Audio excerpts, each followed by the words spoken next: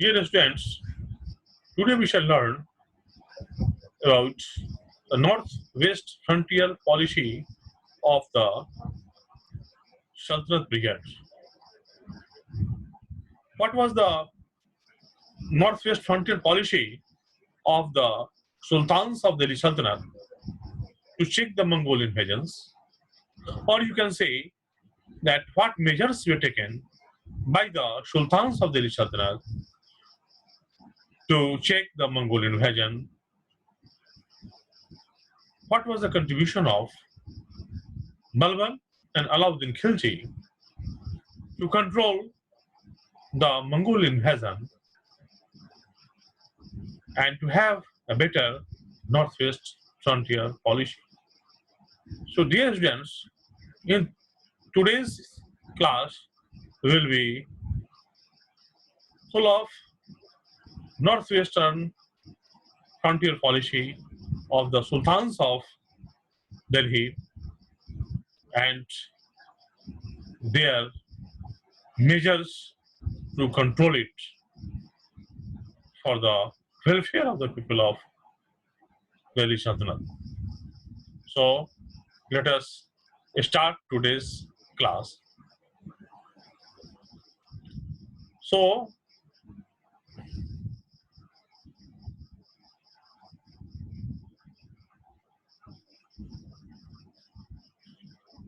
the northwest frontier of India always remained vulnerable to foreign attacks in ancient and medieval times.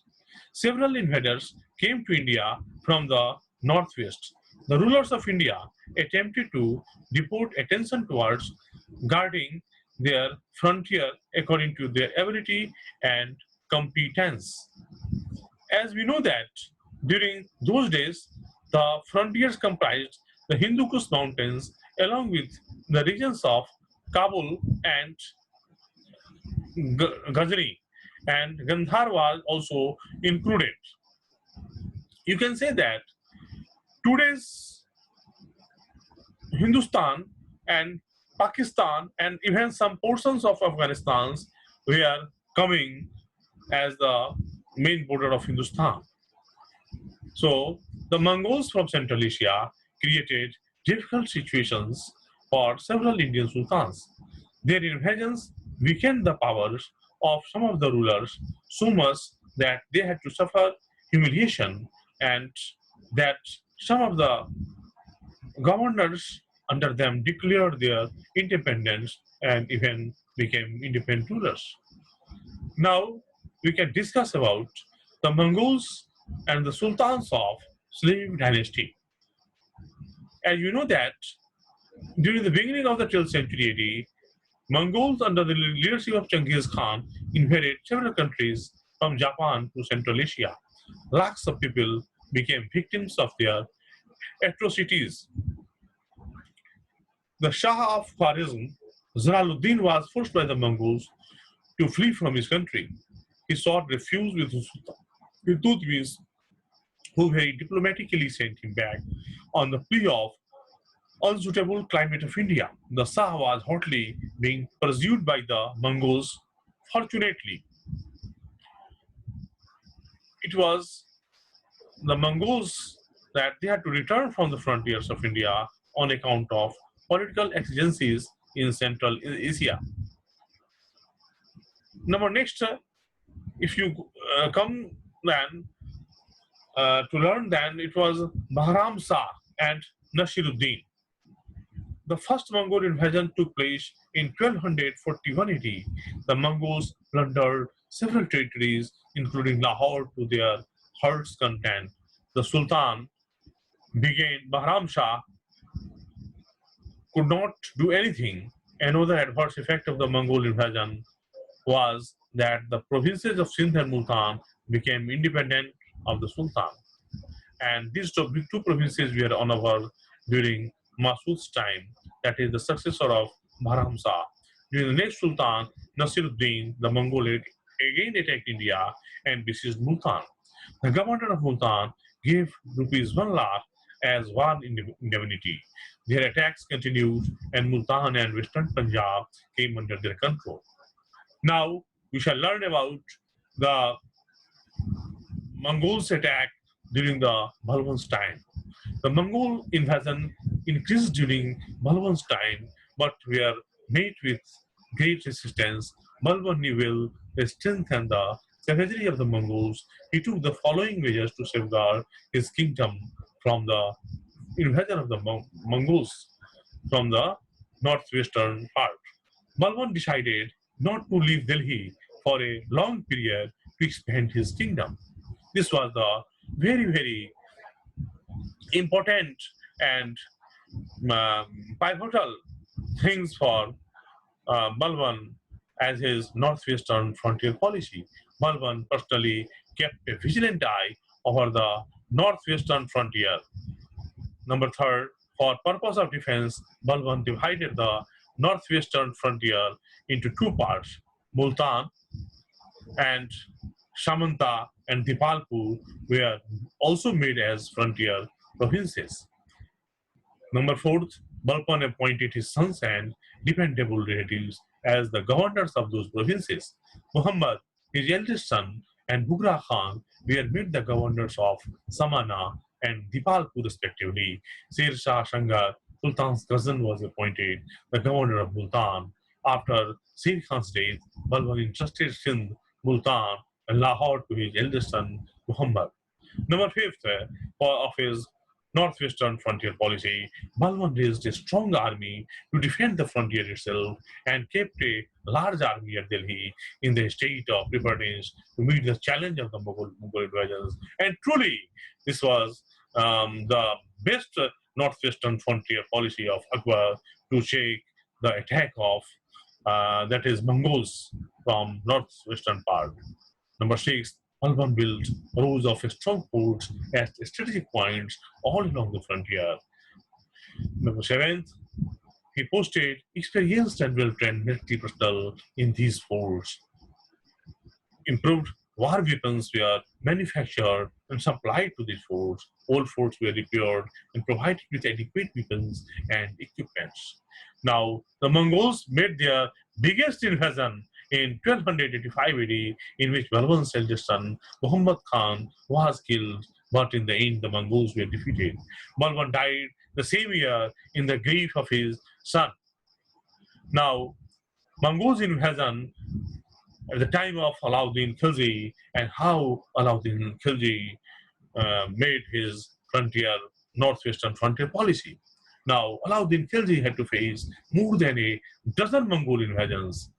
One after another, invasions were coming in the form of a great challenge for Alauddin Khilji and his friends. You will be astonished to know that they trampled the frontier provinces under the hooves of their horses. On several occasions, they went just up to Delhi. So Alauddin Khilji planned to fight offensively instead of defensively after some of the invasions. The terror created by Jafar Khan, also called Rustam-e-Hind, one of the most prominent generals of the Sultan Alauddin in the minds of the Mongol soldiers, was so great that whenever the horses could not lower the mouths to drink water, the Mongol soldiers would mockingly shout at them whether they had seen Jafar Khan and that they feared to stake their trust. So it was due to the Jafar Khan that the Mongols were very fearful. Following were the important measures taken by Alauddin Khilji to shake the Mongols' invasions. As you know that, generally the forts play a very pivotal role in having any war or any battle. So Alauddin Khilji's time, old forts were repaired and seasoned officers and soldiers posted there. New forts were built and experienced, well-trained and well-equipped troops posted. And what was the effect? If experienced and well-trained persons are going there, definitely the Mongols will be defeated and they will feel fear. Number third, armament manufacturing factories were set up under all technicians and skilled engineers. A separate and permanent army was prepared for the defense of the northwest frontier. A special governor was appointed for the northwest frontier policy only. And his main work, that governor's main work was to see and to defend the northwest frontier at any cost. Number next point was a strong armies were stationed at the frontier areas of Dipalpur, Shamanta, and Multan, as Balban has done during his time. The most experienced general like Zafar Khan and Ghazni Malik were entrusted the responsibility of defending the borders. A strong wall was also constructed around the capital, that is CD4, so that the Mongols were unable to enter the capital. Next, and the foremost northwestern frontier policy made by Alauddin Khilji was that he enforced the price control and market reform regulations in order to supply essential commodities at reasonable rates to the army personnel. As a result, what happened? As a result of the successful frontier policy of Alauddin Khilji, the danger from the Mongols almost disappeared, according to Bernie and Parista. Not only did the Mongols cease their aggression against India, but now they also had to defend themselves against the troops of Alauddin. Of course, in one of the Mongol invasions, the brave general Jafar Khan was killed, but still we can say with certainty that it was the great diplomatic effect of Alauddin Khilji due to his northwest frontier policy that Mongols' attack was checked and Mongols were very, very fearful during his time. So, dear students, now we shall study about the Mongols' effects at the time of, you can say, Tughlaq.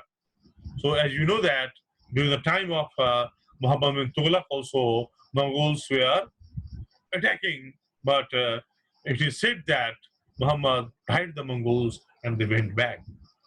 Firoz Shah Tughlaq and his successors. Timurlen's invasion proved very destructive. He massacred the population of Delhi for several days. As you know that in 1398, Timurlen came to Delhi and he plundered the people of Delhi in a very, very bad manner. It paved the way of Babur's invasion and the Mughal rule in India also. Now, what was the effects of the Mongol invasions? Dear students, as we know that for meeting the challenge of the Mongol invasions, the Sultan of Delhi had to spend a substantial part of revenue in raising and maintaining a large army, which had an adverse effect on their financial resources. So most of the financial resources of the Sultans of Delhi was going to defend the northwest frontiers, and it was due to the heavy expenditure that forts were built, many arms and ammunition were brought, and lots of troops were sent there, stationed there. So to spend a substantial part of revenue raising and maintaining a large army, which had adverse effect, as we know, to some of the Delhi sultans like Alauddin Khilji had to increase the land revenue, even to the extent of 50% of the produce of the land. This had an adverse effect on agriculture, and the general condition of the peasants deteriorated. Why? Because at last, to whom he will charge? At last, the poor people were charged and they had to bear the losses. Balban lost his dear son Muhammad, in whose grief he also died in the same year. Subsequently, the slave dynasty fell, yielding power to the Khiljis. Alauddin Khilji, though he was successful in driving away the Mongols, he lost one of his fabulous military commanders named Zafar Khan. Jalaluddin Khilji allowed hundreds of Mongols to settle in the vicinity of Delhi, and these Mongols embraced Islam. However, these new Muslims created many difficulties for Alauddin Khilji. So, dear students, now we can sum up by saying that there is undoubtedly undoubtedly saying that the Mongol invasions proved very costly to all the kingdoms of the Delhi Sultanate and became one of the most important factors of its disintegration. The Mongols started their attack in 13th century and they continued their attack in the coming years also. So, but it was the great ability of Balban and Alauddin Khilji that their um, their undue privilege was checked and their entry was of course um, stopped in the northwestern frontier side. By this, we can conclude today's lesson. I think you might have enjoyed it in a better manner. Thank you for your patience.